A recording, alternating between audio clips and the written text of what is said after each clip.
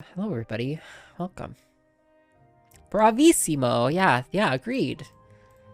A new all-time highest episode watched by us. We only have so many episodes left here, and we'll be done with them. Oh my god, excuse me. We'll be done with Mario.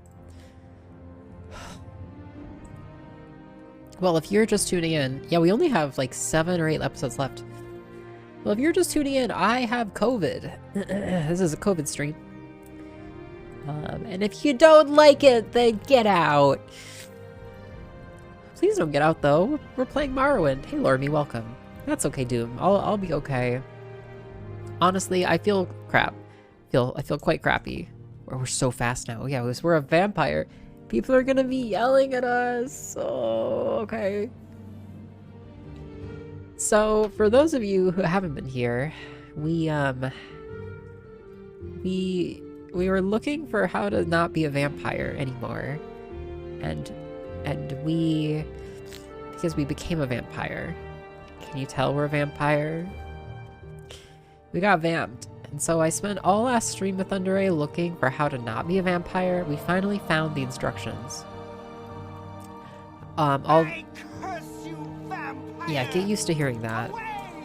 We finally got the instructions, which tell us to go to a specific place, but we don't have the map marker for it. That being said, though, I know where it is approximately, but it was really hard to figure out exactly where to go to get unvampired, because while we're a vampire, no one will talk to us. Everybody hates us. And even though we jump like 1,000,000 feet in the air. You're right where our very popular among the youth historical Europe/Russian character? Yeah, maybe Olive. I don't like that you have COVID. Well, no, that's okay. We accept that, Blue Ribbon. Vampire Ahagao face. Yeah, it's iios vampire. Okay, so for those of you who haven't been watching, we're reading every book in Morrowind. We've read 213 of the books in Morrowind. Lucky us, there are a bunch of books in this room for us to read. It might be worth it, I know, but I want to talk to people with Thunder Ray. I want to do quests. We cannot quest as a vampire, so we're gonna turn ourselves back out of a vampire after we read all of these books, and then after I blow my nose, actually.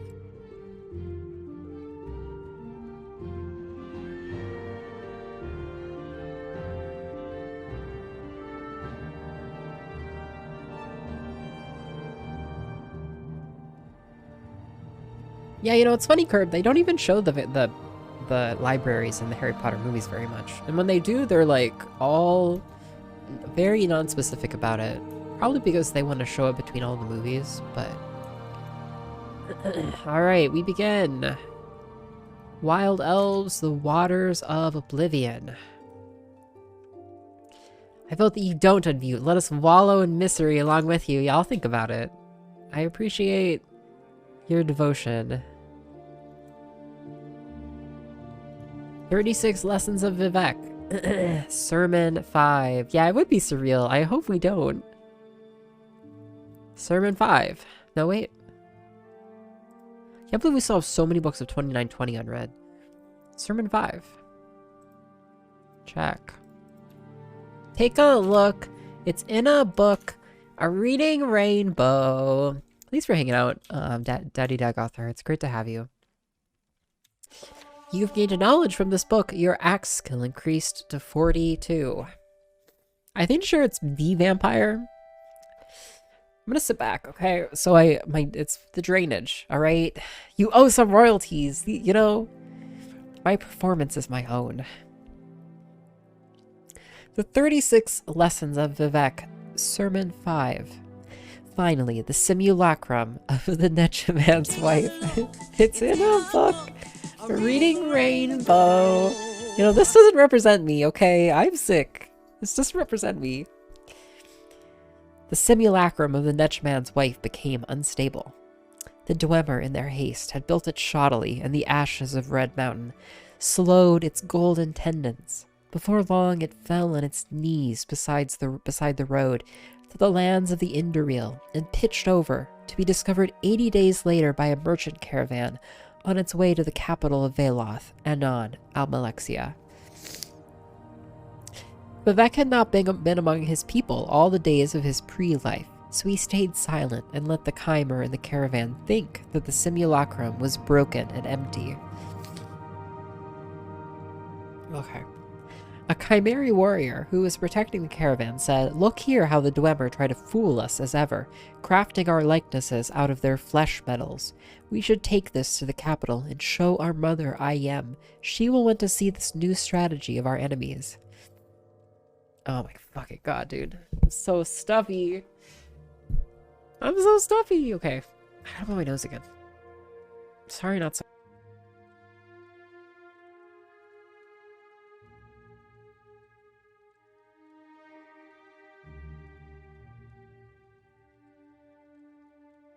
It's great. But the merchant captain said, "I doubt that we shall be paid well for the effort. We can make more money if we stop at Normak and sell it to the Red Wives of Dagon, who pay well for the wonders made by the deep folk." No, it's perfect, Chortles. This is what we're doing. I refuse to let COVID change our routine. Are you telling me I don't have a melodious and beautiful sounding narration voice right now, Queen? Because I don't understand why not. But another Chimer, who was wise in the ways of prophecy, looked on the simulacrum with disquietude. "Was I not hired on to help you seek the best of fortunes? I say you should listen to your warrior then, and take this thing to Iem. For though manufactured by our enemies, there is something in it that will become sacred, or has been already." The merchant captain took pause then, and looked on the simulacrum of the Nechaman's wife.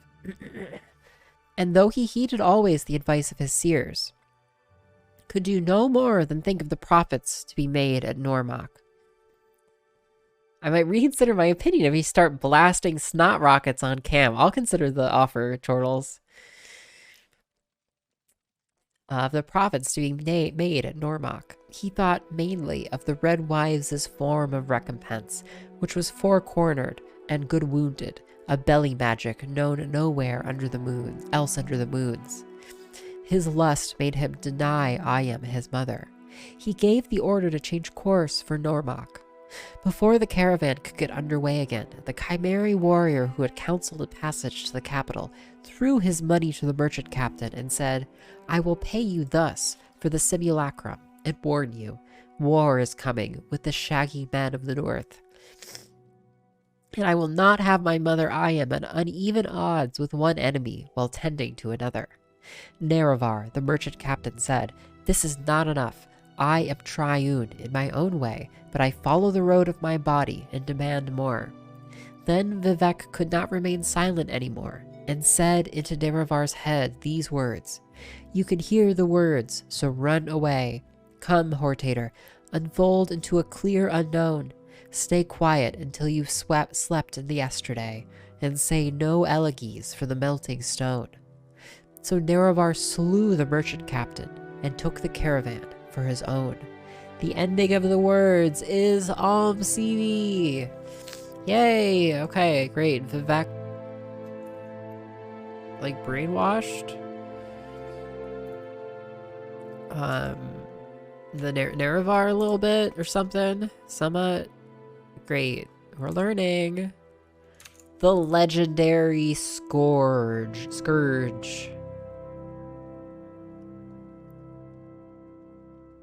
Really? I've seen this? I have seen the legendary Scourge. Okay, great. We've definitely done Invocation of Azura. Yep. Great. The Chunok's Fire and Faith. We've read that one too. Great. CV. Yep. Yes, indeed. Okay, we've read that bookshelf as well. How about this bookshelf? Okay. Darkest Darkness. CV! 36 Lessons of Vivek. Sermon 35. That's a new book. Yay! Yay! You have gained knowledge from this book. Your spear skill increased to 8. I think I've only gotten points on this from books so far. I don't know anybody who can train me yet. Yo, Turtles, thank you so much for hanging out. Yeah, have a great rest of your night. I hope it's great. Good luck with work and stuff. Yes, fingers crossed I do not stay sick for long. And I'll think about blasting a snot rocket just for you. The 36 Lessons of Vivek, Sermon 35. The Scripture of Love. The formulas of proper Velothi magic continue in ancient tradition, but that virility is dead, by which I mean at least replaced. Truth owes its medicinal nature to the establishment of the myth of justice. Its curative properties it likewise owes to the concept of... Oh, thanks. Shit, Mild. My bad. I even wrote a new stream title. I just don't think I had done. My bad. It should be updated now. Great to see you, Mild. Welcome. Welcome. We're sick. We're mighty sick. But we're bravely moving onward. Truth owes its medicinal nature to the establishment of the myth of justice. Its curative properties it likewise owes to the concept of sacrifice. Princes, chiefs, and angels all subscribe to the same notion. This is a view primarily based on a prolific abolition of an implied profanity, seen in ceremonies, knife fighting, hunting, and the exploration of the poetic, on the ritual of occasions which comes to us from the days of the cave glow. I can say nothing more than to loosen your equation of moods to lunar currency. Later, and by that I mean much, much later, my reign will be seen as an act of the highest love, which is a return from the astral destiny and the marriages between. By that I mean the catastrophes, which will come from all 5 corners. Subsequent are the revisions, differentiated between hope and the distraught, situations that are only required by the periodic death of the immutable. Cosmic time is repeated. I wrote this in an earlier life. Yeah, sitting in the snow, so cozy, getting so snug, Mild. What can I say? An imitation of submersion is love's premonition, its folly into the underworld, by which I mean the day you will read about outside of yourself in an age of gold. For on that day, which is a shadow of the sacrificial concept, all history is obliged to see me for what you are, in love with evil. To keep one's powers intact at such a stage is to allow for the existence of what can only be called a continual spirit. Make of your love a defense against the horizon. Pure existence is only granted to the holy, which comes in a myriad of forms, half of them frightening, and the other half divided into equal parts, purposeless and assured. Late is the lover that comes to this by any other walking way than the 5th, which is the number of the limit of this world. Oh my god. Yo, hey Mojo Jojo, welcome. Here, cheers. I'll have some tea. Cheers.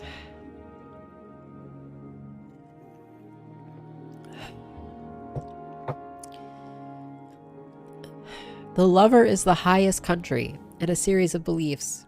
He's the sacred city bereft of a double. The uncultivated land of monsters is the rule.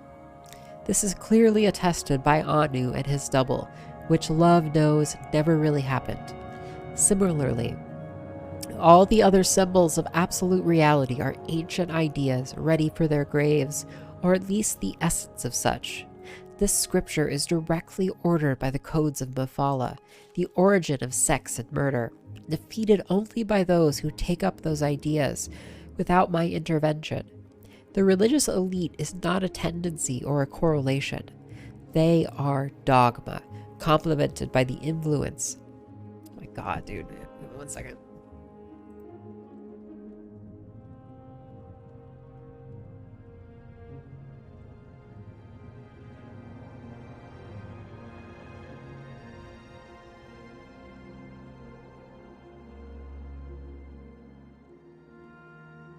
Scooey! Poor iios. Yeah, it's a hell of a thing. Thank you for your pity. They are dogma, complemented by the influence of the untrustworthy sea and the governance of the stars, dominated at the center by the sword, which is nothing without a victim to cleave unto.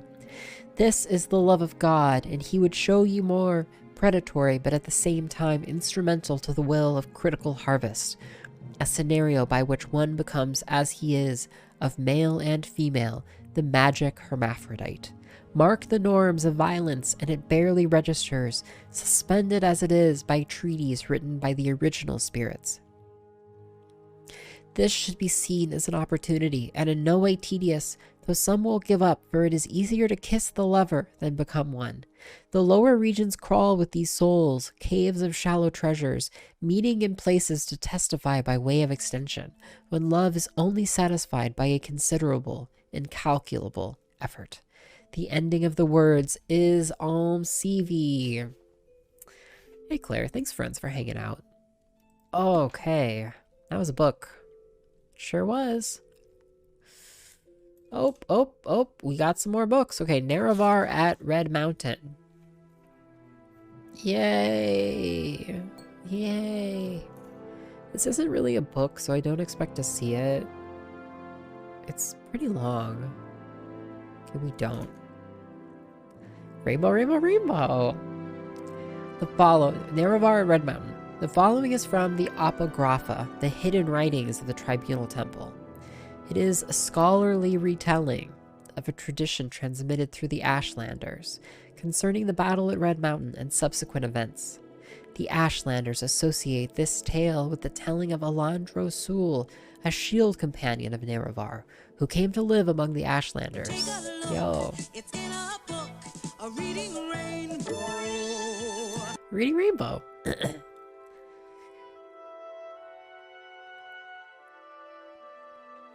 Who came to live among the Ashlanders after the death of Nerevar and during the ascension of the Tribunal. There are many variant treatments of this story, but the primary elements are consistent throughout the tradition. The murder of Nerevar, the tragic fate of Dagoth-Ur, and the profane source of the Tribunal's divine power are denied by temple doctrine as ignorant Ashlander superstition, and not widely known among civilized Dunmer. Resdain, present-day Morrowind, was contested ground between two very different types of mare, the Chimer, who worshipped Daedra, and the Dwemer, who worshipped a profane and secret power.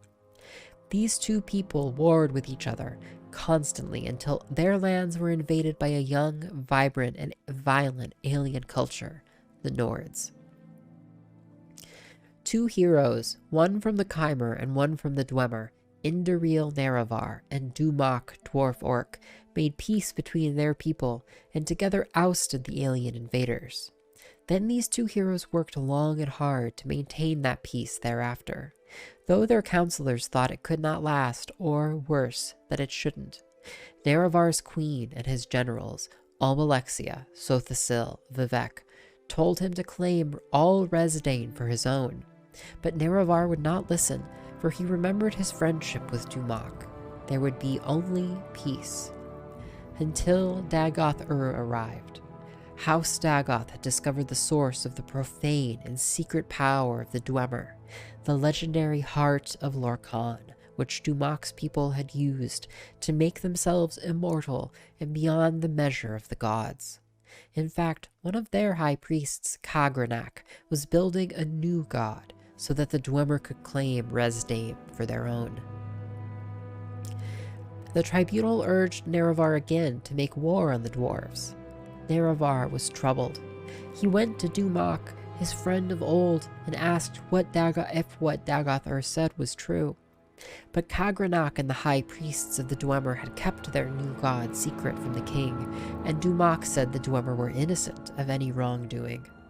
Nerevar was troubled again and made pilgrimage to the Holamayan, the sacred temple of Azura, who confirmed that all that Dagoth-Ur said was indeed true, and that the new god of the Dwemer should be destroyed for the safety of not only Resdain, but for the whole world. When Nerevar went back and told his tribunal what the goddess had said, his queen and generals felt themselves proved aright. and again counseled him to war. There were reasons that the Dwemer and Keimer had hated each other forever. Finally, Nerevar, angered that his friend Dumak would lie to him, went back to Vardenfell.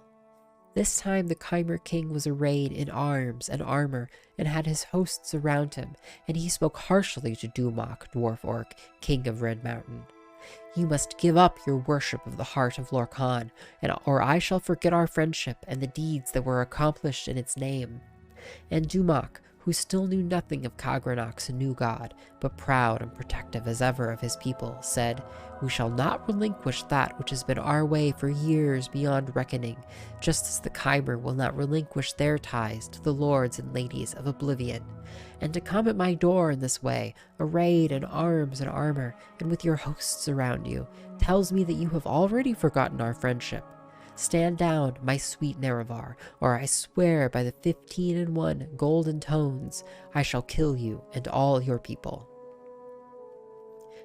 And so the Keimer and Dwemer went to war. The Dwemer were well defended by their fortress at Red Mountain, but the bravery and cleverness of Nerevar's queen and generals drew most of Dumak's armies out into the field and kept them there, so that Nerevar and Dagoth-Ur could make their way into the heart chamber by secret means.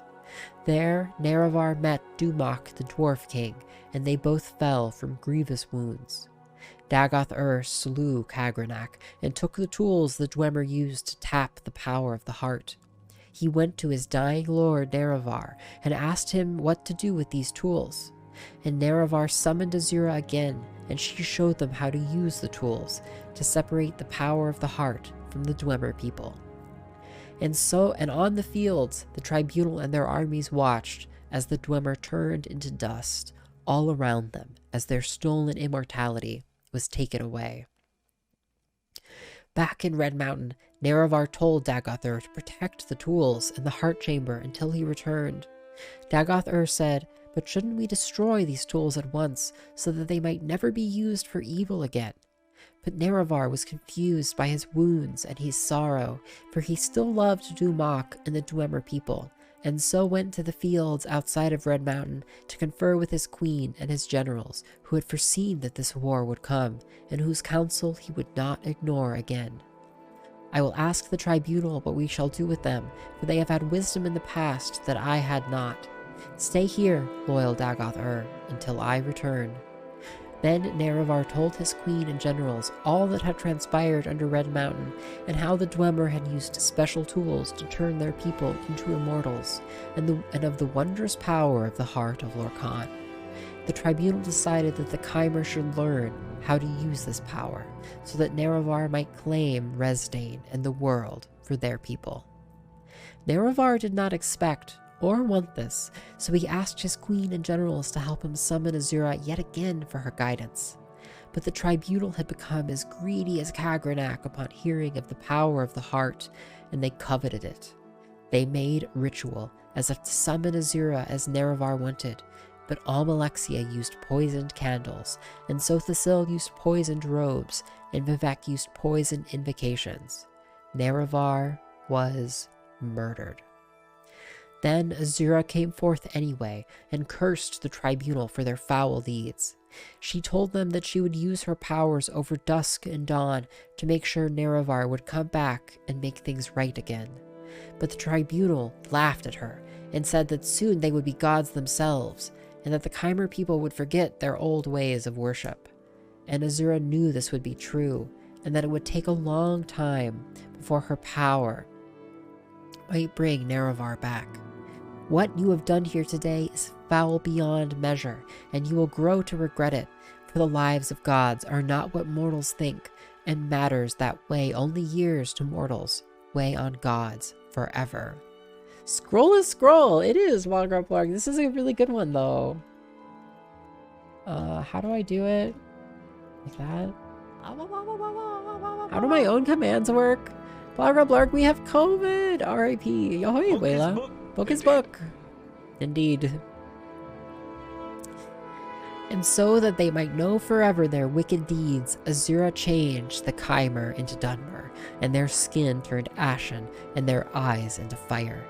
Let this mark remind you of your true selves, who, like ghouls, fed on the nobility, heroism, and trust of their king. And then the tribunal went into Red Mountain and met with Dagoth-Ur. Dagoth-Ur saw what had been done, for his skin had changed as well, and he tried to avenge the death of Nerevar, but to no avail. He was driven off and thought dead. The tribunal found the tools he had been guarding, and, through study of Kalgranok's methods, turned themselves into gods. Thousands of years after their apotheosis, the tribunal are still the gods of Morrowind. Ahoy! Hey, Mikey. And the old ways of worship are remembered only by a few, and the murder of Nerevar is known to fewer. But his queen and generals still fear his return, for the words of Azura linger long, and they see the mark of her curse on their people every day. Damn, that's like the best book we've read in the whole game. And that it explains what's going on. Hey everybody, hey Mikey, good to see you Dina, thanks for the good luck with Morrowind, good to see you Hawaila.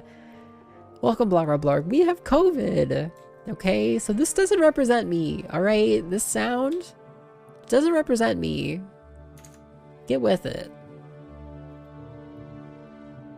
36 Lessons of Vivek, Book 4, yay! Yay! You have gained knowledge from this book. Your mysticism skill increased to 34. I sound great. I don't have COVID, yeah? Well, not yet, Mikey, okay? You wish you had COVID. Part of the cool COVID kids club. Oh, Salmon Moose, that's very kind of you to say. I actually do care about trying to narrate these things with a certain amount of... It's like a performance, you know? That was a good book. That was like, oh, I have goosebumps, Salmon Moose. You know, it's just a vibe. It's just a vibe. I haven't totally lost my voice yet, so we're gonna keep playing. Oh, and I'm so stuffy, so I'm very, like, nasally, actually. Thank you, Claire. Thank you. Thank you, Mojo Jojo. Thank you, Daddy Dagoth-Ur. I returned! What did I miss? Yo, we just learned about the whole backstory of the game, Hadayosh. Still have voice hype! Yo, and we cleared the penultimate exit. Huela, I'm so proud of us.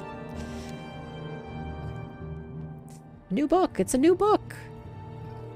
Amazing! The 36 Lessons of Vivek, Sermon 4. The simulacrum of the Nechaman's wife, who carried the egg of Vivek within it, went back to looking for the lands of the Indariel. Along the journey, many more spirits came to see it and offer instructions to its son-daughter, the future, glorious, invisible warrior poet of Vardenfell, Vivek. Wow, so Vivek is the baddie. Wow, all of these gods are the baddies. Yo, we're gonna go fucking kill these assholes, because they betrayed us. And if we're Nerevar, then we have vengeance to wreak upon these assholes who took our fucking power and were terrible. Awful.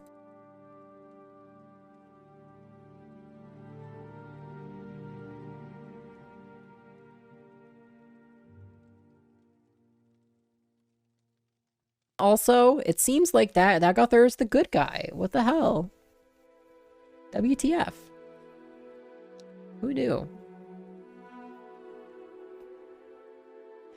I cannot wait to meet one of these gods. A troop of spirits called the Lobbyists for the Coincidence Guild appeared. Vivek understood the challenge immediately and said, "The popular notion of God kills happenstance." The head of the Lobbyists, whose name is forgotten, tried to defend the concept's existence. He said saying something at the same time can be magical. Hi, Snow Lady. Oh, hey, welcome, Delta Rain. So good to see you. Delta, we have COVID. I told you. I know. I said it in Discord, but big COVID. Vivek knew that to retain his divinity, that he must make a strong argument against luck. He said, "It is not the sudden revelation of corresponding conditions and disparate elements that gel at the moment of the coincidence.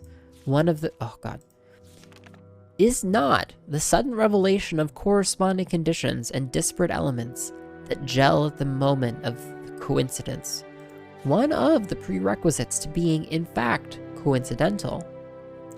Yeah, Dagothor coveted the heart of Lorkhan. Yeah, but he didn't really... Did he, though? Did Dagothor covet the heart of Lorkhan? Dagothor was taking care of it.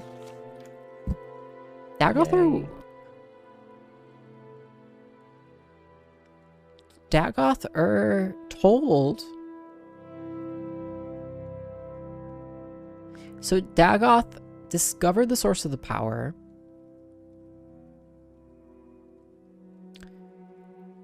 And then apparently, according to the scroll, Dagoth says, oh, hey, no, this is fucked up. Because Dagoth says,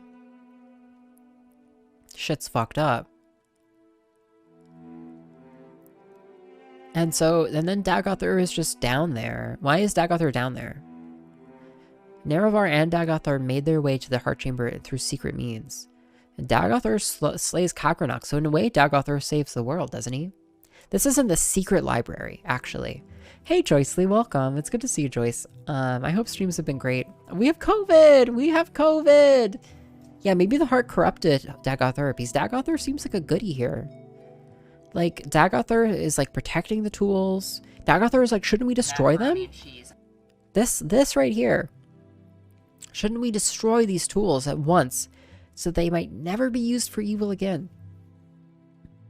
I don't know. This scroll makes out Dagoth to be like the good guy. Yeah. Yeah. I hate macaroni and I cheese. don't. I like it, but that might make it sound like I do dislike it. The Book of Rest and Endings. Okay. Great. Another book. The pages of the Book of Rest and Endings are filled with obscure bits of cult mumbo-jumbo. The ritual for ending of Wrathmen. From 50 fathers, frozen in slave past, rip from the wraith loom, sunder the life weave, lock tight in earth grip, hold firm in grave fast. Great, I loved it. The wiki page for this place is informative. Interesting, Wayla, interesting. We're in this library because we're a vampire, by the way. For those of you, excuse me, just tuning in, we're a vampire, and so we actually came to find this book here, Galur Withari's paper. This tells us kind of where to go get unvampired. And now we're finishing reading our books here that we skipped. What's your assessment of COVID?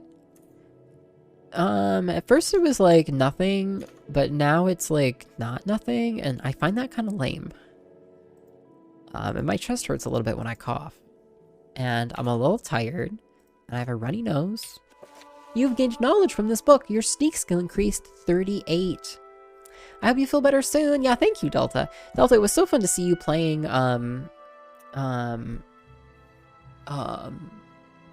It was so much fun to see you playing Batman. Here, I'm going to toss out a couple of shoutouts to friends here. For one, Joyce the Music does a bunch of music stuff. It's pretty awesome. Check out Joyce. And also, Delta Ray does a bunch of video game stuff. She's pretty awesome too. Check out Delta. Yeah, how was Gamble? I think it's Gamble. Really fun. COVID was fine. 6 months later, and I can still barely walk to the end of the street. Oh my goodness, Salmon Moose. Thank you, Delta. I love it. That sounds terrible, Salmon Moose. I'm so sorry to hear that. You know, I feel like I'm actually taking it seriously, being sick. You know, I'm not going out, you know, and I am worried. You know, it is a serious night. Hey, double Mrs. J. No, seems like a very sad movie, honestly, and it's just a little awkward. Was that some kind of boy band? I think it's a man band, Rojo Mild. I think when you're over the age of like 38, you're called a man band. You know, like a man. Yeah, exactly. Charon loves shoes. Little known fact. Opals are fine, but shoes will get you the deluxe Styx crossing. Oh, dig it. Huge GG today, yo, Ma. Thank you. I was only like, I fucking hate this for like 20 minutes. That's it. Most of the time I was chill. But we made it. I feel it feels good. Wait, Moth, we have one more exit. And we have COVID too, by the way. As I tell everybody. We have COVID. COVID gaming. Mother needs shoes. Shoes to pay the ferryman. They're too small. Yeah, Skulgan. Yeah, how do they know what size mom wears? Maybe they checked. Okay. Oof. Yeah, it's a big oof, actually. It sucks. It sucks. I would not recommend getting COVID. This reminds me of how it used to feel when I would get sick before COVID, when everybody was out and around everywhere, you know? And I would go to a bar with like 50 people in it or something, and she's not gonna be walking in them. You know, just push her feet on in there. It's all good, Blue. I'm sure by that point in time, she's lost all sensation of her feet. Yo, Belle the cat, so good to see you. Sorry, so we're being mean. Okay. They're just Scott's chip clips magnets. Okay. iios was nice. Thank you for the video. Yeah. I hope some of you are getting your mommies some shoes for Christmas. Yeah, he brought one of those big-ass steel shoe measure things into the hospital room. Yeah, in one of Mom's, not so lucid phases. No, we have not beaten Gracie yet, Blue. We have one more exit. But we got the exit, the second to last exit tonight. I'm sorry. Everybody be nice to everybody, okay? I'm sorry. I'm not trying to be rude if you and Jesus are real tight. Sorry. The 36 Lessons of Vivek, Sermon 26. Then Vivek left his architectural rapture and went back to the space that was not a space. From the provisional house, he looked into the middle world to find the fourth monster, called the Pocket Cabal. Yeah, likewise, Belle, likewise. The monster hid itself in the spell lists of the great chimera wizards of the extreme east, where the emperor parasols grew wild. Vivek disguised himself as a simple traveler, but radiated a tenuous sense fabric so that the wizards would seek him out. Of Muatra, he made a simple walking dwarf. Before long, the Invisible One was among the libraries of the East, feeding the essential words of the Pocket Cabal to his walking dwarf, and then running when the magic would fail. After a year or two of this thievery, Muatra was sick to its stomach, and the walking dwarf exploded near the slave pens of a wizard's tower. The Pocket Cabal then slipped itself into the mouths of the slaves and hid again. Vivek then watched as the slaves erupted into babble and breaking magic. They rattled their cages and sung out half hymns that formed into forbidden and arcane knowledge. Litany fiends appeared and drank from the excess. Grabbers from the adjacent place came into the world sideways, the slave talking having disrupted the normal, non-cardinal points. Yeah, Naita, smart. Yeah, just looking into some other pair of shoes. All very good strategies for learning someone's clothing sizes. Yeah, I guess that's fair, Rojo Mild. It's like a piece of media, exactly. It's a piece of media, and it's like meant to like, I don't know, sort of like, I don't want to say like prey on emotions, but it's meant to like evoke certain emotions, right, and stuff. You know, it's messed up that they're telling you going to the mall, spending money you don't have will make your mom happier than just spending time with her. It's fair, isn't it? A little bit White Moth? Isn't it a little bit like, instead of... okay, yeah. I mean, everybody grieves in their own way. This little kid was just at the very cusp of his foot fetish, okay? And he really needed to lock in those core memories with Mom. So of course the giant bug appeared with the greatest Eastern wizard inside it. He could see past Vivek's disguise and knew of the warrior poet's divinity, but he thought himself so powerful that he talked harshly. See what you have wrought, silly triune, columns of nonsense and litany fiends. I cannot believe how reason or temperance can be made whole again due to your eating. Consort with more demons, why don't you? Vivek stabbed the wizard through his soul. The giant bug harness fell on the slave cages, and the slaves ran about free and reckless, too reckless more with pregnant words. Colors bent into the earth. Vivek created a dome-head demon to contain it all. The Pocket Cabal is therefore interred here forever. Let this be a cursed land where sorcery is broken and maligned. Then he picked up Muatra by the beard and left the ghostly hemisphere of the dome-head demon. On its boundaries, Vivek placed a warning and a song of entrance that contained errors in it. With mock bones of half-dead Muatra, he created the tent poles of a fortress theory, and fatal languages were imprisoned for all time. Set appeared and looked on what his brother-sister had created. The Clockwork King said, "Of the 8 monsters, this is the most confusing. May I treasure it?" Vivek gave Set leave to do so, but told him never to release the Pocket Cabal into the middle world. He said, "I have hidden secrets in my travels here, and made a likeness of Muatra to ward against the unwise. Under this dome, the temporal myth is no longer man." The ending of the words is CV.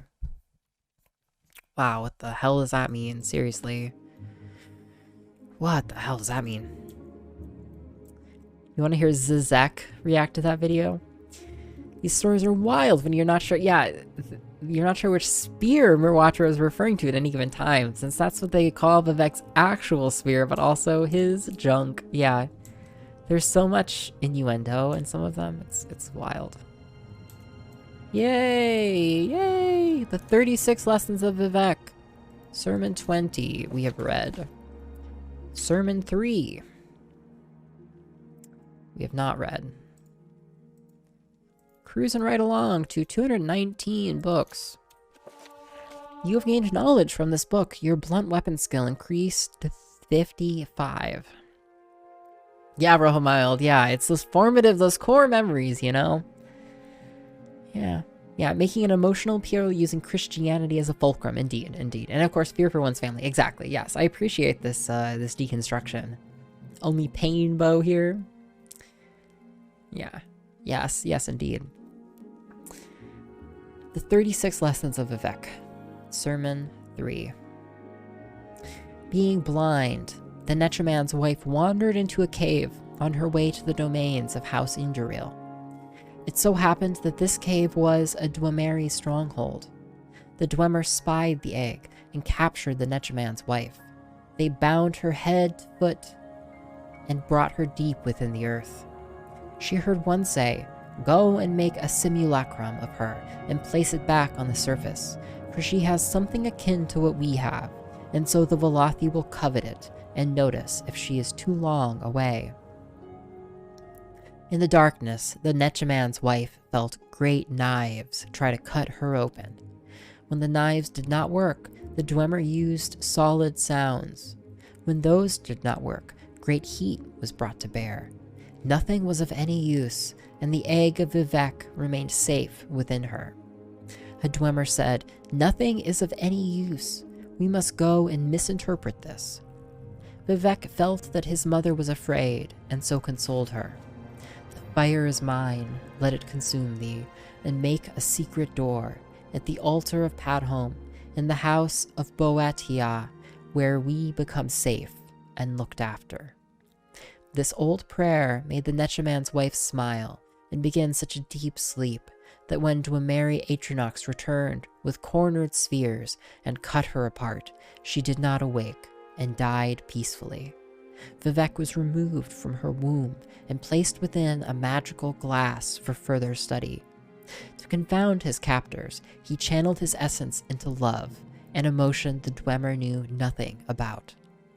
The egg said, "Love is used not only as a constituent in moods and affairs, but also as the raw material from which relationships produce hour-later exasperations, regrettably fashioned restrictions, riddles laced with affections known only to the loving couple, and looks that linger too long.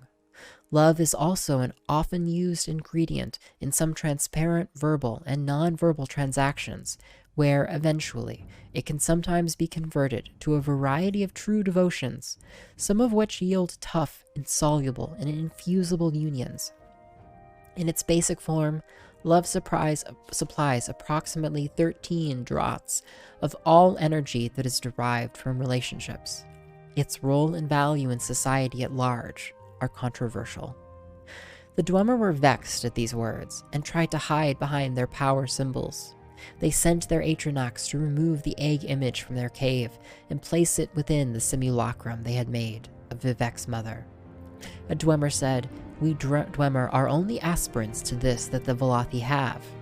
They shall be our doomedness in the 8 known worlds: Nirn, Lacan, Riket, Thender, Kinnert, Akat, Mara, and Junal. The secret to doom is within this sermon." The ending of the words is Alm CV. Huh. Ba, ba, ba. This is the original music icon. You know, so if anything, this predates Lord of the Rings. Book 17, we have read. Book 11, we have not read. It does crib heavily off of Holst's planets.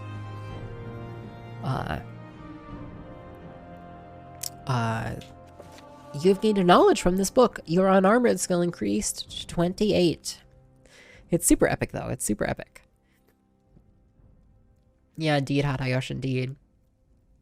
Yeah, it's thematically very similar in Skyrim as well. I forget Oblivion music. Okay.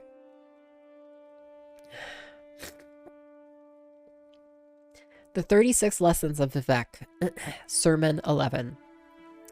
These were the days of Resdania, when Khymer and Dwemer lived under the wise and benevolent rule of the Almsivi and their champion, the Hortator.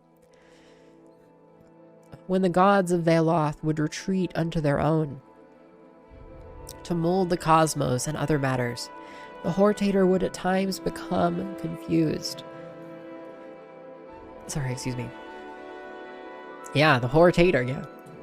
Vivek would always be there to advise him, and this is the first of the 3 lessons of ruling kings. Oh yeah, I remember, yeah, the shouting. Does somebody want to share a link to the Skyrim music for a second? Even just that, like, that main menu theme, that's like, The waking world is the amnesia of dream. All motifs can be mortally wounded. Once slain, themes turn into the structure of future nostalgia. Do not abuse your powers, or they will lead you astray. They will leave you like rebellious daughters. They will lose their virtue. They will become lost and resentful, and finally become pregnant with the seed of folly. Soon you will be the grandparent of a broken state. You will be mocked. It will fall apart like a stone that recalls that it is really water. Keep nothing in your house that is neither needed or beautiful. Thank you, Atayosh. Ordeals you should face unimpeded by the world of restriction. The splendor of stars is IM's domain here. Okay. Okay, let's go.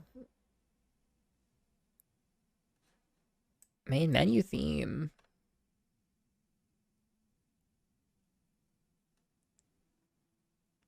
There it is.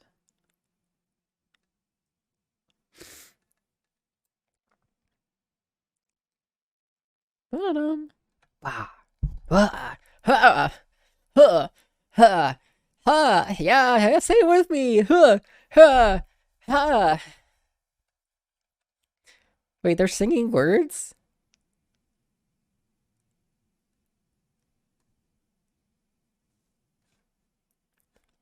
Ba-da-bum.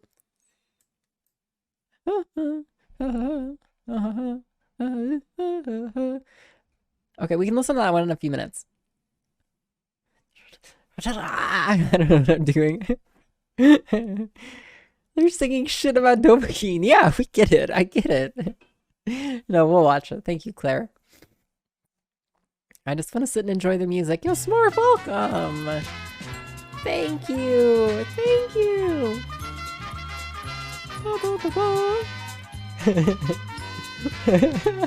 So epic. Oh, okay. Yeah. Smorphosaurus Radidio's channel with 5 friends. Dovahkiin, blah, blah, blah. Yeah. Come on. Yes, yes. Each and every one of you. Very special. Yeah, we have not found the lusty Argonian maid yet. We're working on it, though. Well, thank you for that detour. Excuse me, detour. Cow goes up in the sky. Cow comes down and out of the sky, yeah. Yeah, yeah, shall we? Let's see Smurf. I want to see.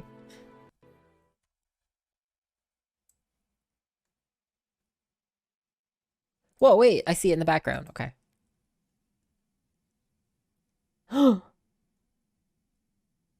Wow.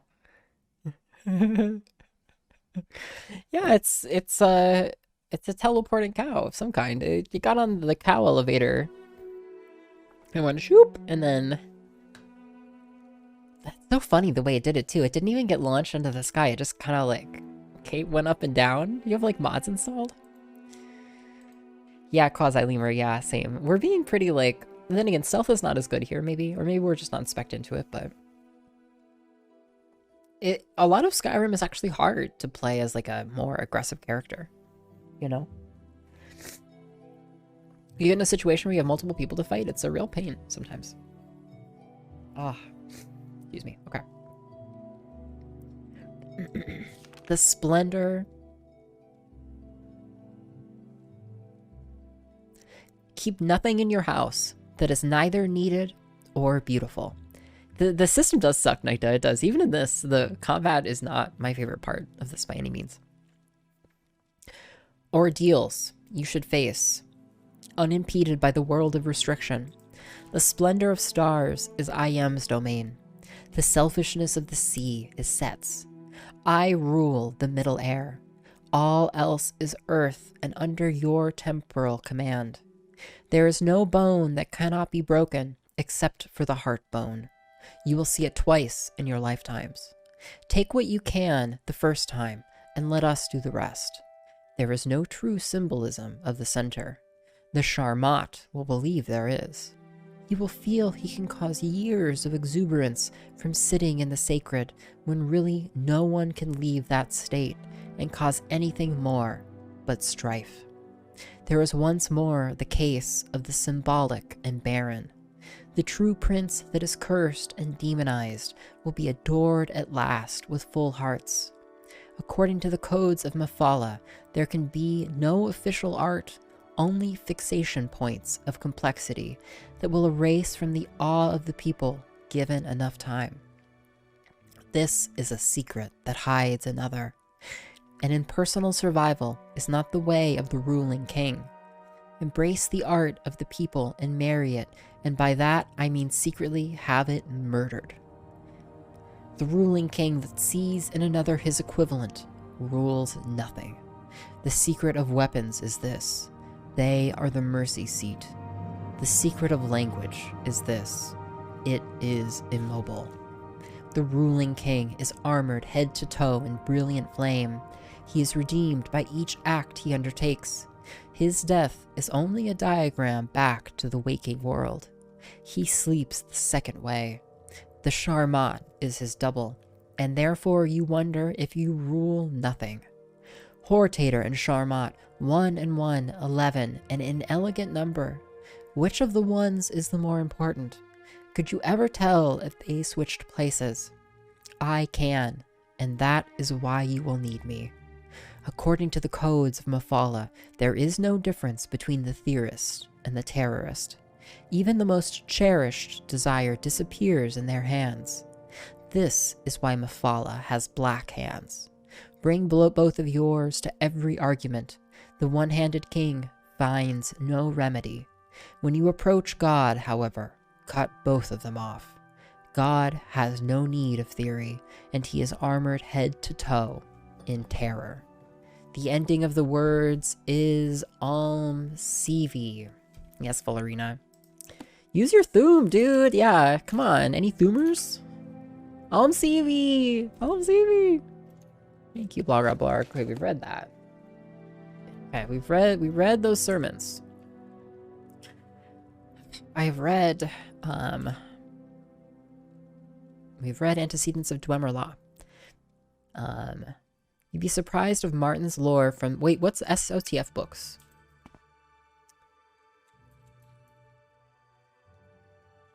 Is that like Game of Thrones? Martin who? More books to read that I haven't heard about? What? I curse you, Okay, I'm working on it. I'm working on it. Don't let me. Please, I have COVID. We've read those. I've read Chronicles of Niku left. Sword and Vice of Fire, right. That's it, that's it. You think that was an inspiration for the Dovahkiin? I wonder in what way. Song of Ice and Fire. We've read True Noble's Code. We've read Vivek Mafala. Progress of Truth.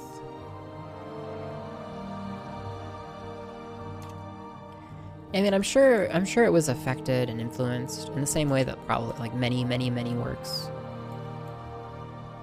were affected and influenced by Song of Ice and Fire. iios, can I backseat your reading of the poetic lines in some of the books? Of course, Jay, of course. Tell me, I'm doing it wrong. You have gained knowledge from this book. Your speechcraft skill increased to 44. Book 5 of 2920.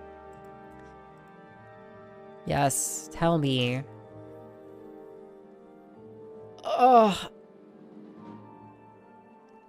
Oh. I remember my AP English teacher lecturing me on how to pronounce poetry. Yeah, we check all of them. We check all of them, Daddy. We're still down 3 so far. There's an intentional line break that does not indicate a pause. It's something else called enjambment, where you're supposed to just keep reading over the line without trying to pause much at all. I see.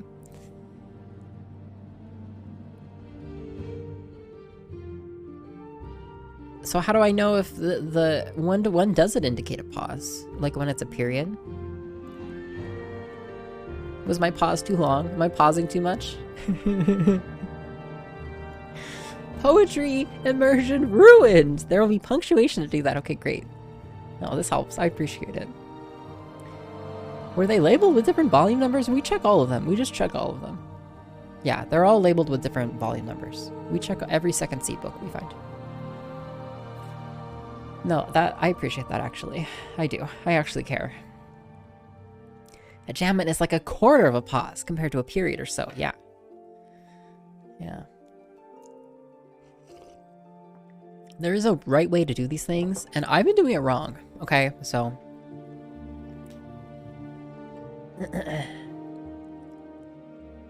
yeah, I like to stumble over it and you'll do it naturally, yeah. iios, have you read the Plum poem? I don't think so. Tell me more. Yeah, Quasi-Lemur. Modding Skyrim is a lot of fun. It's just, it can be hard to keep stable for sure. Sky cow quickly became ground beef. It did. It did. Okay. Second seed. Okay. Okay. Let me see if I can get this down. This is good practice, okay? It's good practice. I have eaten the plums. Wait, no, it was not enough pause. Okay, right? I have eaten the plums that were in the icebox, and which you were probably saving for breakfast. Forgive me, they were delicious, so sweet and so cold. Did I do it? Is that right? Should my mind be blown? Why is this a thing? Cool. I mean, I love it. Sorry, that's never the right reaction to have to poetry. You read your poetry and you're like, why? Take a step back. Second seed, Book 5 of 2920, The Last Year of the First Era by Karlavak Townway. 10, Second seed, 2920, The Imperial City, Cyrodiil. Your Imperial Majesty, said the potentate Versaduce, opening the door to his chamber with a smile. I have not seen you lately. I thought perhaps you were indisposed with the lovely Rija. She's taking the baths at Mir Korop, the Emperor Rahman III said miserably. Please come in. I've reached the stage where I can only trust 3 people. You, my son the prince, and Rija, said the Emperor petulantly. My entire council is nothing but a pack of spies. What seems to be the matter? Read it all like Kirk and it'll be fine, yeah. What seems to be the matter, Your Imperial Majesty? Asked the potentate Versaduce sympathetically, drawing close the thick curtain in his chamber. Instantly, all sound outside the room was extinguished, echoing footsteps in the marble halls and birds in the springtide gardens. I've discovered that a notorious prisoner, an Orma tribeswoman from Black Marsh called Kachika, was with the army at Caer Suvio while we were encamped there when my son was poisoned before the battle at Bodrum. I'm sure she would have preferred to kill me, but the opportunity didn't present itself. The Emperor fumed. The council suggests that we need evidence of her involvement before we prosecute. Well, the council says this, the council says that. Of course they would, said the potentate thoughtfully. Particularly if one or more of them was in on the plot. I have a thought, Your Imperial Majesty. Excuse me. Yes, said Rahman impatiently. Yes, out with it. Tell the council you're dropping the matter, and I will send out the guard to track this Kachika down and follow her. We will see who her friends are, perhaps get an idea of the scope of this plot on Your Imperial Majesty's life. Yes, said Rahman with a satisfied frown. That's a capital plan. We will track this scheme to whomever it leads to. Decidedly, Your Imperial Majesty, smiled the potentate, parting the curtain so the Emperor could leave. In the hallway outside was Versaduce's son, Severian Chorak. The boy bowed to the Emperor before entering the potentate's chamber. Are you in trouble, father? Whispered the Akaviri lad. I heard the Emperor found out about what's-her-name, the poisoner. The great art of speechcraft, my boy, said Versaduce to his son, is to tell them what they want to hear in a way that gets them to do what you want them to do. I need you to get a letter to Kachika and make certain that she understands that if she does not follow the instructions perfectly, she is risking her own life more than ours. 13, Second Seed, 2920, Mir Korop, Cyrodiil. Rija sank luxuriantly into the burbling hot spring, feeling her skin tingle like it was being rubbed by millions of little stones. The rock shelf over her head sheltered her from the misting rain, but let all the sunshine in, streaming in layers through the branches of the trees. It was an idyllic moment and an idyllic life, and when she was finished, she knew that her beauty would be entirely restored. The only thing she needed was a drink of water. The bath itself, while wonderfully fragrant, tasted always of chalk. Water, she cried to her servants. Water, please. A gaunt woman with rags tied over her eyes ran to her side and dropped a goatskin of water. Rija was about to laugh at the woman's prudery. She herself was not ashamed of her naked body, but then she noticed through a crease in the rags that the old woman had no eyes at all. She was like one of those Orma tribesmen Rija had heard about, but never met. Born without eyes, they were masters of their other senses. The Lord of Mir Korop hired very exotic servants, she thought to herself. In a moment, the woman was gone and forgotten. Rija found it very hard to concentrate on anything but the sun and the water. She opened the cork, but the liquid within had a strange metallic smell to it. Suddenly she was aware that she was not alone. Lady Rija, said the captain of the Imperial Guard. You are, I see, acquainted with Kachika. I've never heard of her, stammered Rija before becoming indignant. What are you doing here? This body is not for your leering eyes. Never heard of her, when we saw her with you not a minute ago, said the captain, picking up the goatskin and smelling it.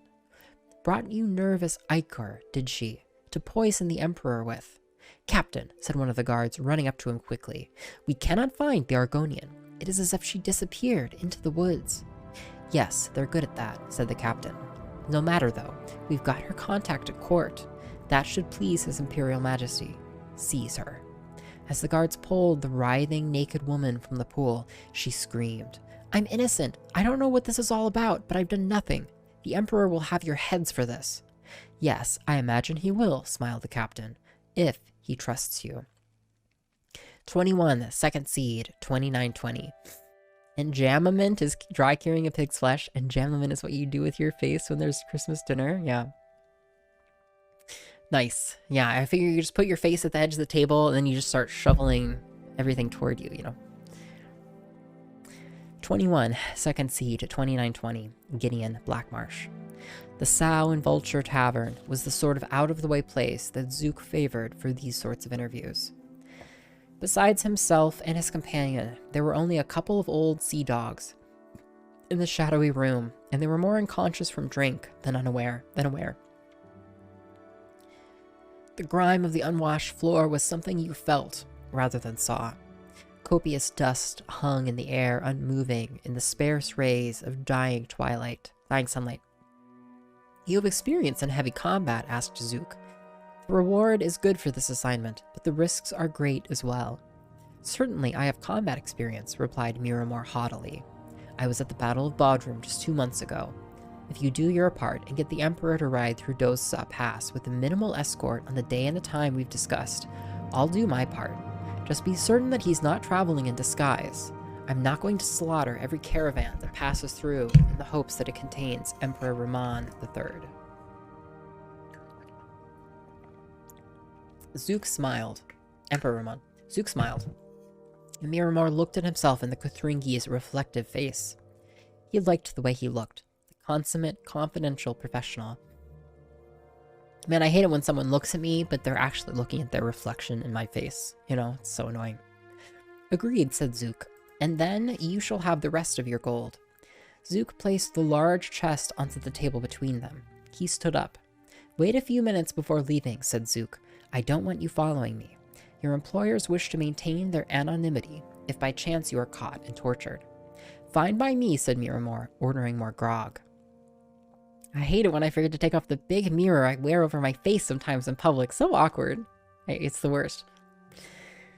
Zook rode his mount through the cramped, labyrinthine streets of Gideon, and both he and his horse were happy to pass through the gates into the country. The main road to Castle Giovisi was flooded, as it was every year in springtide, but Zook knew a shorter way over the hills. Riding fast under trees drooping with moss and treacherous, slant-coated rocks, he arrived at the castle gates in 2 hours' time. He wasted no time in climbing to Tavia's cell at the top of the highest count tower. What did you think of him? Asked the Empress. He's a fool, replied Zook, but that's what we want for this sort of assignment. 30, second seed, 2920. Thurzo Fortress, Cyrodiil. Regia screamed and screamed and screamed. Within her cell, her only audience was the giant gray stones, crusted with moss but still sturdy. The guards outside were deaf to her, as they were deaf to all prisoners.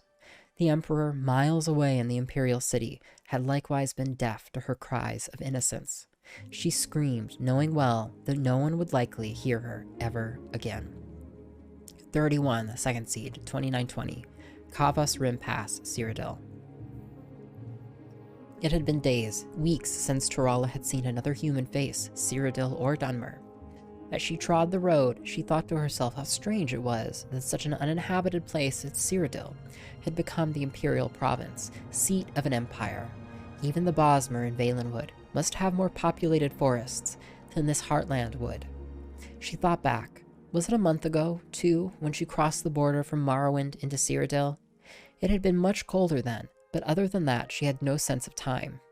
The guards had been brusque, but as she was carrying no weaponry, they elected to let her through. Since then, she had seen a few caravans, even shared a meal with some adventurers camping for the night, but met no one who would give her a ride to town. Turala stripped off her shawl and dragged it behind her. For a moment, she thought she heard someone behind her and spun around. No one was there. Just a bird perched on a branch, making a sound like laughter. She walked on and then stopped.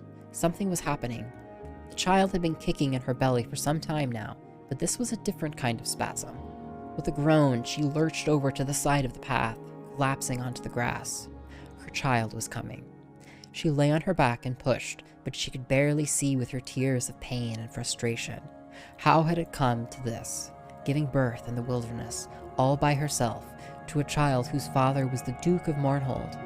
Her scream of rage and agony shook the birds from the trees. The bird that had been laughing at her earlier flew down to the road. She blinked, and the bird was gone, and in its place a naked elf man stood, not as dark as a Dunmer, but not as pale as the Altmer. She knew at once it was an eyelid, a wild elf. Torala screamed, but the man held her down. After a few minutes of struggle, she felt a release, and then fainted away. When she awoke, it was to the sound of a baby crying. The child had been cleaned and was lying by her side.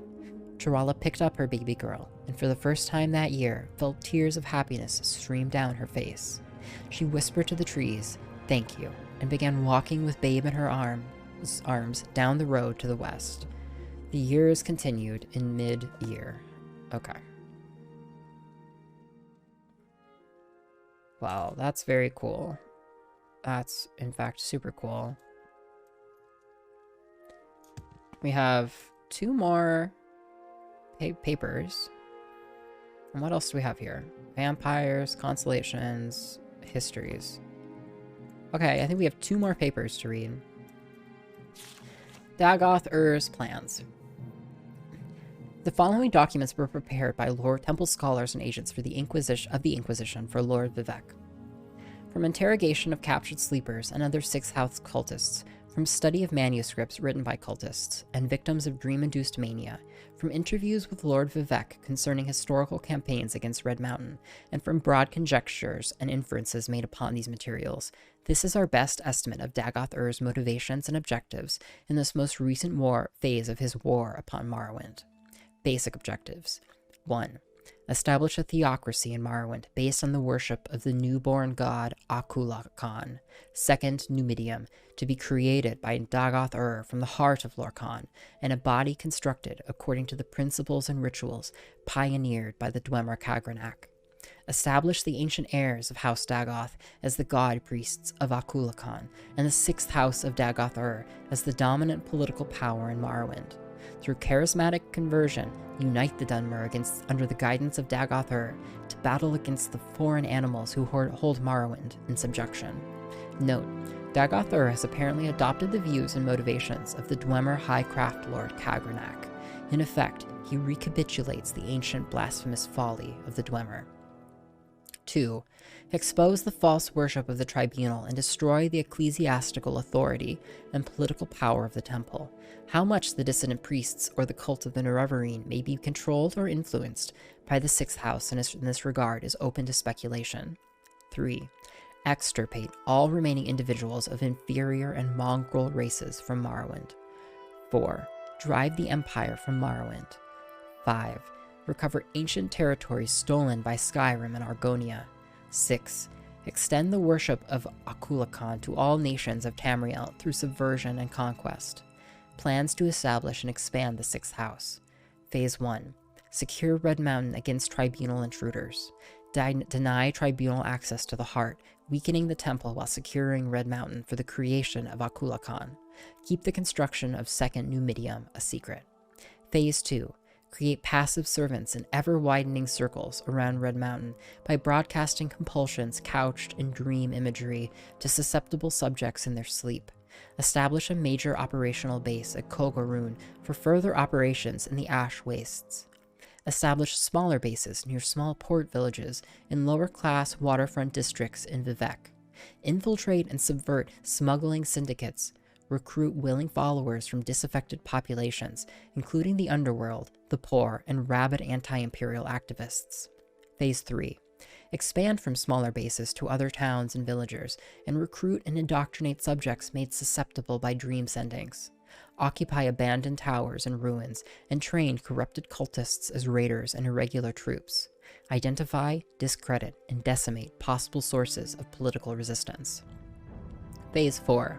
Use assassination and terror to weaken, distract, and disrupt the legions and the imperial bureaucracy, along with their Halalu sympathizers. Thank you, Laharyosh. Thank you. Quite the plan here.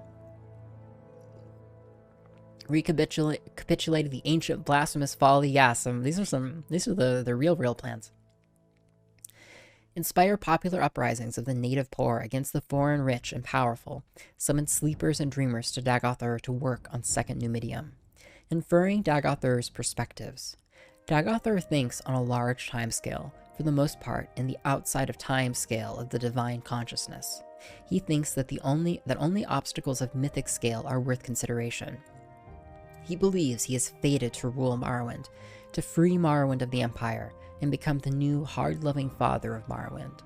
Given that perspective, the only opposing forces Daggothar worries about are the Tribunal, the Daedra, the Emperor, and the Incarnate. With the Tribunal's losses of Sunder and Keening, and with the diminishing resources of Vivec, Almalexia, and Sothasil, Daggothar believes he has permanently gained a decisive strategic advantage. On a mortal timescale, the battle may last for centuries, but the outcome is not in doubt, and Akulakan may be a device for dramatically reducing the timescale for a decisive victory. The myth of dynamic invincibility of the Emperor and the Empire has long been an unquantifiable and intimidating threat, but recent rumors of unrest in Cyrodiil, of the Emperor's failing health, and the unsettled questions of the succession diminish the scale of that threat.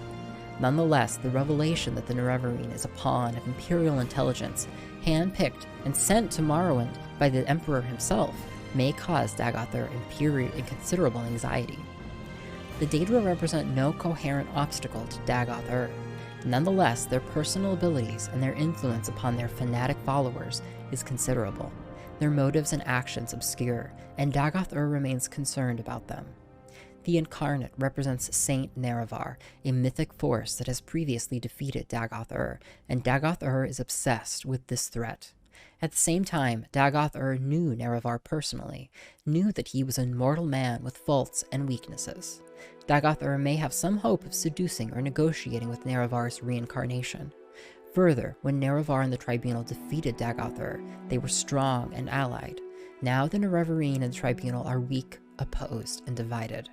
Therefore, though the Nerevarine and the Tribunal represent the most serious threat to Daggothar's plans, he still has good reason to believe that this time he will prevail. A recent timescale of Daggothar's activities. Look upon the heart. Uh-oh. A recent timescale of Daggothar's activities. Much of the following timescale is based on inference from incomplete information. Before Second Era 882, Daggothar and his kin lie dreaming beneath the sills of Red Mountain. That's some cowboy readers, eh? Second Era 882. Daggothar and his ash vampires awake refreshed and emerge from lower Red Mountain into the Heart Chamber. Daggothar ritually binds himself and his brethren as heart weights in a ritual of his own devising. First stages of construction of Second Numidium, conceived during the long sleep, are begun by heart weights and Atronach constructs in a chamber near the heart of Lorkhan. Keeping the Second Numidium project a secret from the Tribunal is a high priority. You doing okay though there, iios? No! How'd I have fucking COVID? I don't even know what the fuck that question is. Yeah, imagine waking up refreshed. Second Era 882. The Tribunal arrive at Red Mountain for their annual ritual bathing in the Heart's Power. Daggothar and his ash vampires ambush the Tribunal. The Tribunes are driven away and prevented from restoring themselves with Kagranak's tools at the heart of Lorkhan. You're still full of piss and vinegar. It's the only time I feel good. You know, I should just keep berating chatters. Who's up next? Second Era 882 to Third Era 417. Intermittent Tribunal campaigns assault Red Mountain. The Tribunal and supporting forces seek to force access to the Heart Chamber, but are repeatedly driven back. Daggothar recruits sleepers and dreamers through dream sendings. Cultists are recruited through dream compulsion. No, of course, how'd I know? I'm just being sassy. Weaker cultists become corpus beasts. Stronger cultists advance through stages towards the powers of the Ascended Sleepers. Third Era 400. Kogorun reoccupied by Daggoth Uthold and fortified as an advance base for 6th House operations. Blight storms more frequent and widespread. Soul sickness spreads in regions close to Red Mountain. Third Era 410. 6th House bases founded near Nar Mok and in waterfront areas of Vivec. 6th House operatives exploit smuggler organizations and communications to spread their influence among victims unbalanced by Daggothar's dream sendings. No way, you don't say Daggothar. Piss and vinegar? Yep. Oh, the whole package, Katanen. Third Era 415. Small cells of 6 house cultists in every town in Vardenfell. Larger 6 house operations are concealed in remote dungeons, where creatures are bred and cultists are trained for the coming struggle. Third Era 417. Almalexia and Slithasil lose the artifacts Keening and Sunder to Dagoth Odros and Vemin. Vivek rescues Almalexia and Sothasil, but failing to recover Keening and Sunder, the tribunal retreat from Red Mountain in disorder. Surviving buoyant armiger companions know the tribunal was forced to retreat, but do not know how serious a reversal the tribunal has suffered. The 3 tribunes return to their respective capitals and continue to perform their ritual functions. The tribunes continue to grow weaker without access to the heart, and because of resources required to support the ghost fence. The inner circle of the temple priesthood has begun to suspect the tribunes have suffered seriously from wounds and demoralization in the wake of reverses of Red Mountain, but do not recognize the scale of the problem. Third Era 426 to 427. Campaign of 6 house assassinations of prominent Imperial citizens and Hulalu Imperial sympathizers. Sudden increase in number and seriousness of attacks by cultists and victims deranged by soul sickness. Noted with concern. 1. Dagoth Ur can apparently perceive and communicate directly through his cultists. Sleepers and dreamers are often reported speaking as though with Dagoth Ur's voice and intention. 2. Little is known about the features, scale, or stage of completion of Akulakan, Second Numidium. No one has gained entrance to the Heart Chamber since Second Era 282. In Third Era 417, Keening and Sunder were captured, and may substantially aid in Akulakan's construction. Okay. I curse you, vampire. Last one. Away. Last one. Okay. Thanks for hanging out, everybody. Full COVID and 0 chill, yeah. You seem to enjoy making fun of the little boy in his Christmas shoes. I love that little boy in his Christmas shoes. They were great. Yeah, don't watch it too much. Or even if you think it's hilarious. Oh, it gets stuck in your head? Oh my god, Delta. Yeah, good luck. Good luck with that. You always wanted a 6 house mod? That would be cool, Quasi, like you could side with them. The Battle of Red Mountain, and the rise and fall of the Tribunal. The following is a transcript of the words of Lord Vivek, addressed to a dissident priest, Malur Omain, who confronted Vivek with the Ashlander traditions surrounding the Battle of Red Mountain, and with prophecies of the Nerevarine, and to unnamed magistrates of the Inquisition, who joined Vivek in interrogating the dissident priest. You would sing it at karaoke, yeah. Nice. Who can clearly recall the events of the distant past? But you have asked me to tell you, in my own words, the events surrounding the Battle of Red Mountain, the birth of the Tribunal, and the prophecies of a Nerevar reborn. Here is what I can tell you. When the Chimer first abandoned the herds and tents of their nomadic ancestors and built the first great houses, we loved the Daedra and worshipped them as gods. But our brethren, the Dwemer, scorned the Daedra and mocked our foolish rituals, and preferred instead their gods of reason and logic. So the Chimer and Dwemer were always at bitter war until the Nords came and invaded Resdane. Only then did the Chimer and Dwemer put away their strife and joined together to cast out the invaders. Once the Nords were driven out, General Nerevar of the Chimer and General Dumak of the Dwemer, who had come to love and respect one another, resolved to make peace between their peoples. In that time, I was but a junior counselor to Nerevar, and Nerevar's queen, Almalexia, and his other favorite counselor, Sothasil, always doubted that such a peace might long survive, given the bitter disputes between Chimer and Dwemer. But by negotiation and compromise, Nerevar and Dumak somehow managed to preserve a fragile peace. But when Dagoth Ur, Lord of House Dagoth, entrusted as a friend by both Nerevar and the Dwemer, brought us proof that High Engineer Kagranak of the Dwemer had discovered the heart of Lorkhan, and that he had learned how to tap its powers, and was building a new god, a mockery of Chimer faith, and a fearsome weapon, we all urged Nerevar to make war on the dwarves, and to destroy this threat to Chimer beliefs and security.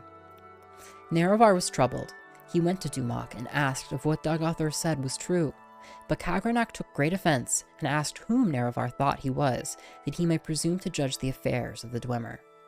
Nerevar was further troubled, and made pilgrimage to Holamayan, the sacred temple of Azura, and Azura confirmed that all that Dagoth Ur said was indeed true, and that the creation of a new god of the Dwemer should be prevented at all costs. When Nerevar came back and told us what the goddess had said, we felt our judgments confirmed, and again counseled him to war, chiding Nerevar for his naive trust and friendship, and reminding Nerevar of his duty to protect the faith and security of the Chimer against the impiety and dangerous ambitions of the Dwemer. Yeah, like these, I would not understand any of this, honestly. And that makes me feel super elitist. I feel so much better than every other Morrowind player, you know? Yeah. I have critical information. I mean, has anybody else even played Morrowind, you know, if they haven't read all the books? Like, come on. Then Nerevar went back to Vardenfell one last time, hoping that negotiations and compromise might once again preserve the peace. But this time, the friends Nerevar and Dumak quarreled bitterly, and as a result, the Chimer and Dwemer went to war. The Dwemer were well defended by their fortress at Red Mountain, but Nerevar's cunning drew most of Dumak's armies out into the field and pinned them there, while Nerevar, Dagoth and a small group of companions could make their way into the Heart Chamber by secret means. There, Nerevar, the Chimer King, met Dumak, the Dwarf King, and they both collapsed from grievous wounds and draining magics. With Dumak fallen and threatened by Dagoth and others, Kagranak turned his tools upon the heart, and Nerevar said he saw Kagranak and all his Dwemer companions at once disappear from the world. In that instant, Dwemer everywhere disappeared without a trace.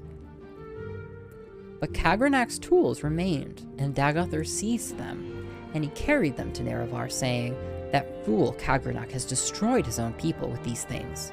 We should destroy them right away, lest they fall into the wrong hands." This isn't exactly... I don't know that that's exactly what the other scroll says. But Nerevar was resolved to confer with his queen and his generals, who had foreseen that this war would come, and whose counsel he would not ignore again. "I will ask the tribunal what we shall do with them, for they have had wisdom in the past that I had not. Stay here, loyal Dagoth, until I return."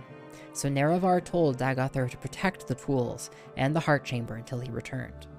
Then Nerevar was carried to us where we waited on the slopes of Red Mountain, and he told us all that had transpired under Red Mountain. What Nerevar had said was that the Dwemer had used special tools to turn their people into immortals, and that the heart of Lorkhan held wondrous powers. Only later did we hear from others present that Dagoth had thought the Dwemer destroyed, not made immortal, and no one knows for sure what really happened there, okay? Yeah, because Dagoth thought that they got destroyed, not made immortal, that they took back the power that the Dwemer had given to the heart. I'm sorry, that like Azura maybe did it? I don't know. After hearing Nerevar, we gave our counsel as he requested, proposing we should preserve these tools and trust for the welfare of the Chimer people. And who knows, perhaps the Dwemer are not gone forever, but merely transported to some distant realm from which they may someday return to threaten our security once again. Therefore, we need to keep these tools, to study them and their principles, so that we may be safe in future generations. Thank you. Not recently, Dina. Here will follow. And though Nerevar voiced his grave misgivings, he was willing to be ruled by our council under one condition, that we all together should swear a solemn oath upon Azura that the tools would never be used in the profane manner that the Dwemer had intended. We all readily agreed and swore solemn oaths at Nerevar's dictation. So then we went with Nerevar back into Red Mountain and met with Dagoth. Dagoth refused to deliver the tools to us, saying that we were dangerous and we could not touch them. Dagoth seemed to be irrational, insisting that only he could be trusted with the tools, and then we guessed that he had somehow been affected by his handling of the tools. But now I feel sure that he had privately learned of the powers of the tools, and had in some confused way decided he must have them for himself. Then Nerevar and our guard resorted to force to secure the tools. Somehow, Dagoth and his retainers escaped. Yeah, convenient. But we gained the tools and delivered them to Sothasil for study and safekeeping. For some years, we kept the oaths we swore to Azura with Nerevar, but during that time, in secret, Sothasil must have studied the tools and divined their mysteries. And at last he came to us with a vision of a new world of peace, with justice and honor for nobles, and health and prosperity for the commoners, and with the tribunal as immortal patrons and guides. and dedicating ourselves to this vision of a better world, we made a pilgrimage to Red Mountain and transformed ourselves with the power of Kagranak's jewels. And no sooner had we completed our rituals and begun to discover our newfound powers, the Daedra Lord Azura appeared and cursed us for our forsworn oaths. By her powers of prophecy, she assured us that her champion, Nerevar, true to his oath, would return to punish us for our perfidy, and to make sure such profane knowledge might never again be used to mock and defy the will of the gods. But Sothasil said to her, "The old gods are cruel and arbitrary, and distant from the hopes and fears of Mare. Your age is past. We are the new gods, born of the flesh, and wise and caring of the needs of our people. Spare us your threats and chiding, inconstant spirit. We are bold and fresh, and will not fear you." Hey Rubik's, welcome. And then in that moment, excuse me. Oh, God. And then in that moment, all Chimer were changed into Dunmer, and our skins turned ashen, and our eyes into fire. Of course, we only knew at that time that this had happened to us, but Azura said, "This is not my act, but your act. You have chosen your fate, and the fate of your people, and all the Dunmer shall share your fate, from now to the end of time. You think yourselves gods, but you are blind, and all is darkness." And Azura left us alone in darkness, and we were all afraid. We put on brave faces and went forth from Red Mountain to build the new world of our dreams. Yeah, I can't wait. Books forever, you know? And the new world we shaped was glorious and generous, and the worship of the Dunmer fervent and grateful. The Dunmer were at first afraid of their new faces, but Sothasil spoke to them, saying that it was not a curse but a blessing, a sign of their changed natures, and sign of the special favor they might enjoy as new Mare, no longer barbarians trembling before ghosts and spirits, but civilized Mare, speaking directly to their immortal friends and patrons, the three faces of the tribunal. And we were all inspired by Sothasil's speech and vision, and took heart. And over time, we crafted the customs and institutions of a just and honorable society. And the land of Resdain knew millennia of peace, equity, and prosperity unknown to other savage races. But beneath Red Mountain, Dagoth-Ur had survived, and even as the light of our bold new world shined ever more brightly beneath Red Mountain, the darkness gathered, a darkness that was close kin to the bright light that Sothasil coaxed from the heart of Lorkhan with the tools of Kagranak. As the darkness grew, we fought it, and crafted walls to confine it, but we knew we never could destroy it, for the source of the darkness was the same source as the source of our own divine inspiration. And in these latter days of Morrowind, reduced to a subjugated province of the Western Empire, as the glory of the temple fades and the dark tide rises from Red Mountain, we are reminded of Azura and her promised champion's return. We have waited, blind and in darkness, mere shadows, drained of our ardent vision, in shame of our folly, in fear of our judgment, and in hope of our deliverance. We do not know if the outlander claiming to fulfill the prophecies of the Nerevarine is our old companion Nerevar reborn, or a pawn of the Emperor, or a cat's spa of Azura, or some simple twist of fate. But we insist you adhere to temple doctrine, conform to the strictures dividing the hierographa from the apographa, and that you not speak that which must not be spoken openly. Act as a dutiful priest should, in accordance with your vows of obedience to the canons and archcanons, and all will be forgiven. Defy me, and you will know what it is to stand against a god. Okay. Well, I'm gonna go curl up in a little feverish ball, and I'm gonna have a nice little night. And didn't we learn so much? We read this whole little secret library full of stuff.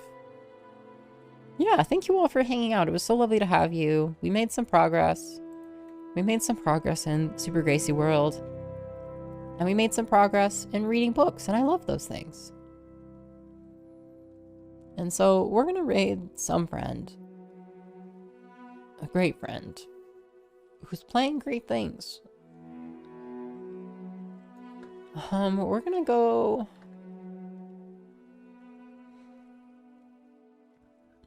Excuse me, we're gonna go somewhere. Okay, we're gonna go here. We're gonna go here. We're gonna go see Swift. It's been a minute since we've seen Swift. Oh my god, I feel like shit. Okay, we're gonna raid. Thank you, everybody. Thank you for hanging out for Mario. Thank you for hanging out for books. Oh, I've never felt worse on stream than at this moment. Thank you, everybody, for hanging out. I cannot wait to see you. I hope you see you tomorrow. We'll do more of this. We will finish Gracie World. We'll read more books.